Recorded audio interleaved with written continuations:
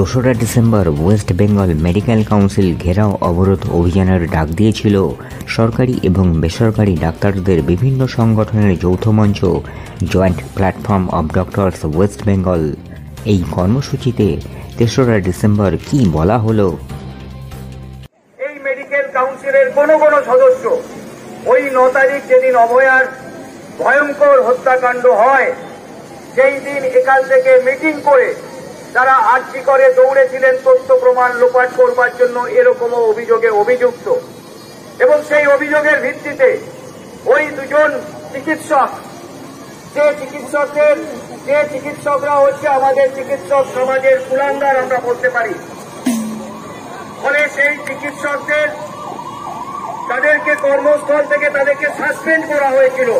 এই স্বাস্থ্য দপ্তর করেছিলেন, এবং তাদের বিরুদ্ধে উচ্চ পর্যায়ের তদন্ত কমিটি গঠন করেছিল এই স্বাস্থ্য দপ্তর। সেই তদন্ত কমিটির রিপোর্ট প্রায় 1 মাস হলো জমা পড়ে গেছে। সেই তদন্ত কমিটির রিপোর্ট জমা পড়া সত্ত্বেও স্বাস্থ্য দপ্তরের হিরণময় নীরবতা, কিছু ব্যবস্থা না নেওয়ার জন্য তাদের প্রচেষ্টা এবং সেই তদন্ত কমিটির রিপোর্ট ঠান্ডাঘরে পাঠানোর জন্য উদ্যোগ, সব মিলিয়ে যেটা হয়, গতকাল যখন 4 মাস বাদে মেডিকেল কাউন্সিলের মিটিং হবে বলে আমরা খবর পাই এবং এখানে আমরা আসি, এখানে ওই জানতে যে অবৈধ রেজিস্ট্রার কিভাবে মিটিং ডাকেন, কিভাবে মিটিং করেন, তখন আমরা জানতে পারি যাদেরকে সাসপেন্ড করেছে স্বাস্থ্য দপ্তর, যাদের বিরুদ্ধে তদন্ত কমিটি হয়েছে, যাদের বিরুদ্ধে তদন্ত কমিটির রিপোর্ট জমা পড়েছে,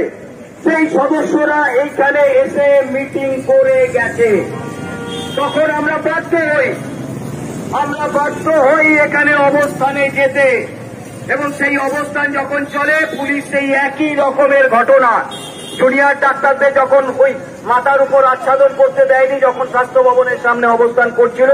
আমরা দেখেছি জুনিয়র ডাক্তাররা যখন অনশনে বসে তখন তাদের বারে টয়লেট ঢুকতে দেয়নি, জলের গাড়ি ঢুকতে দেয়নি, তারা বৃষ্টিতে ভিজেছে, তারা কাঁধে করে খাট নিয়েছে, কাঁধে করে তিরপল নিয়েছে, তারা নিজেরা টাঙিয়েছিল।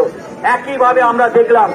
সিনিয়র ডাক্তাররা বাধ্য হয়ে তাদের সঙ্গে সাধারণ সহনাগরিক যারা আছে তারা বাধ্য হয়ে এখানে যখন অবস্থানে বাধ্য হয় তখন তাদের মাথার ছাদের আচ্ছাদন একটা তিরপল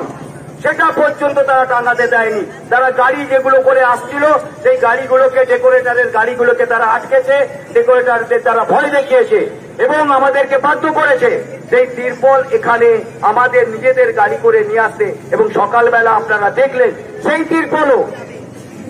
তিরপলও পুলিশ কিন্তু খুলে নিয়ে চলে গেছে। ফলে যাদের বিরুদ্ধে এরকম ভয়ঙ্কর অভিযোগ, সেই অভিযোগের লোকেরা এখানে ঢুকে মিটিং করবে, আর আমরা হচ্ছে তিরপলের মাথার উপর তিরপলটুকু কেড়ে নিয়ে চলে যাবে। প্রশাসন যদি এটা ভাবে যে তারা আবার থ্রেড সিন্ডিকেটের লোকেদের ফিরিয়ে নিয়ে আসবে, প্রশাসন যদি ভাবে যে দুষ্কৃতীদের আবার তারা ফিরিয়ে নিয়ে আসবে,